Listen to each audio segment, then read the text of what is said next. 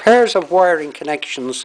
You see this little wiring tied in with twine, linking all the various contacts and that were relevant to cutting off the transmitter for speech, and the dial for dialing.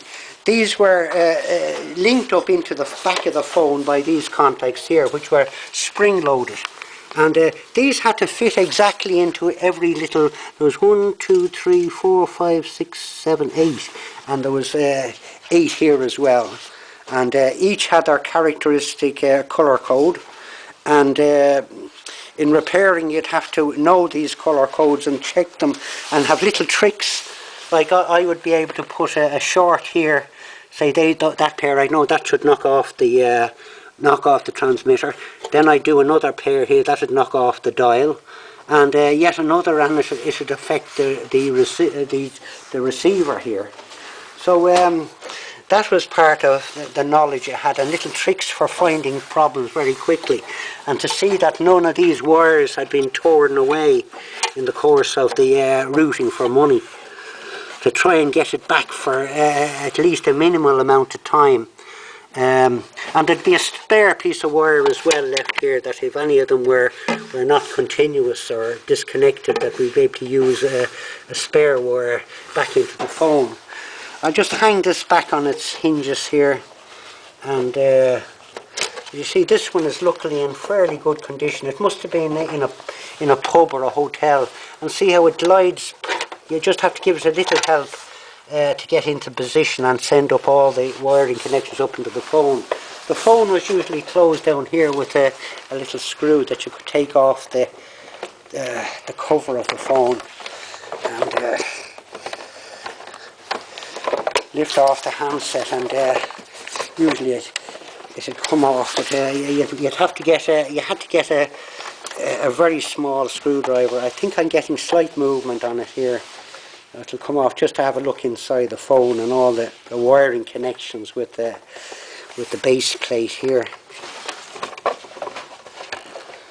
Now it's hooked in here. I'd have to persist with that, but you'd see all that wiring coming out on a block of terminals here.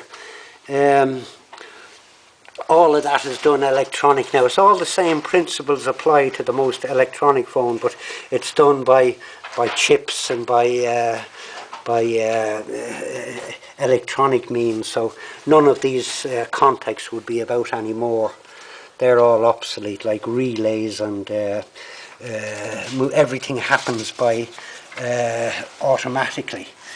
I don't think even in the modern ones you have a button to get a refund, because if the money isn't not right, it happens automatically. So this was fairly basic principles that were evolved, say, after Graham Alexander Bell discovered the telephone, and they had to devise a method of extracting money from people. And I know that a relative of mine operated a hotel on the end of Sackville Street in the 1890s, and he used to advertise every week in the Independent, and he offered free calls to, or money calls for tourists to contact their relations abroad. So that was in the 1890s. So there were no automatic exchanges of that. Everything was by means of operators. So you lift off and you contact an operator, and then they instruct you to put in the coins, and the coins all ring those bells, and the operator will know the correct tone for each amount of money. So it would have been fairly cheap at that. There would have been pennies and halfpennies, maybe even farthings. So payphones have been available from the earliest days of telephones of necessity. Otherwise you are called a subscriber, and a metering device in the exchange kept track of what your usage was. And there was great controversy about the money that bills people were getting, because there were more ministers' complaints and cases complaining that people were being overcharged by the old metering system.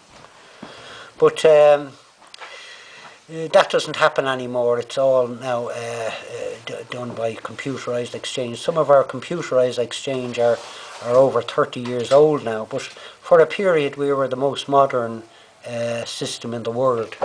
It was totally run but these devices are now a lot different than they were, but having all those vital functions of allowing the dial to work or not work, allowing people to speak or not speak, and this was the old technology that it worked. If there were no vandals about, it would have worked perfectly well, and I'm sure many people had successful calls out of that design.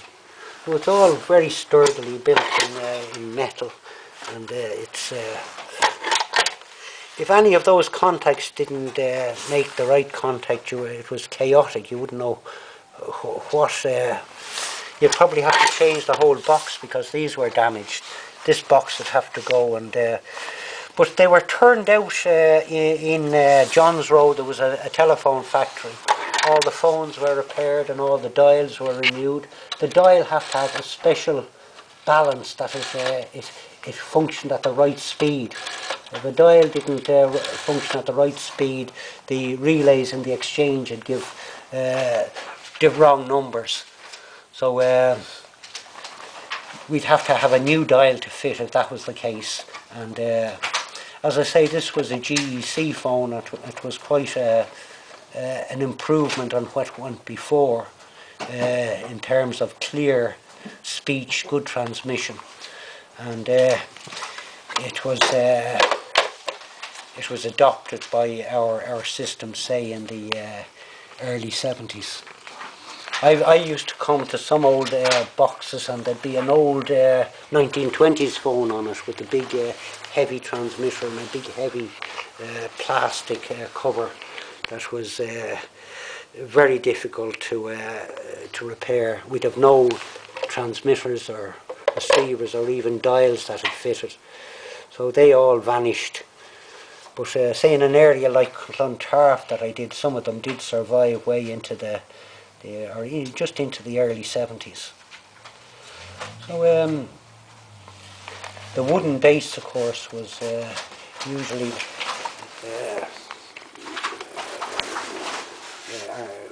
artificial wood, or what's that, synthetic wood? MDF. Yeah, something like that, and they would be able to be subject to be broken as well. So later on we used to get bolts and put them right through the back out onto the through the concrete kiosks out into the back, and put another plate outside so these couldn't be shifted, because very often the whole thing was gone when you'd arrive. Yeah. And I used to have to make malicious damages reports to the Gardaí on every box that was damaged, fill out forms, and sometimes they'd come out and apprehend the practitioners, but they usually ignore them and say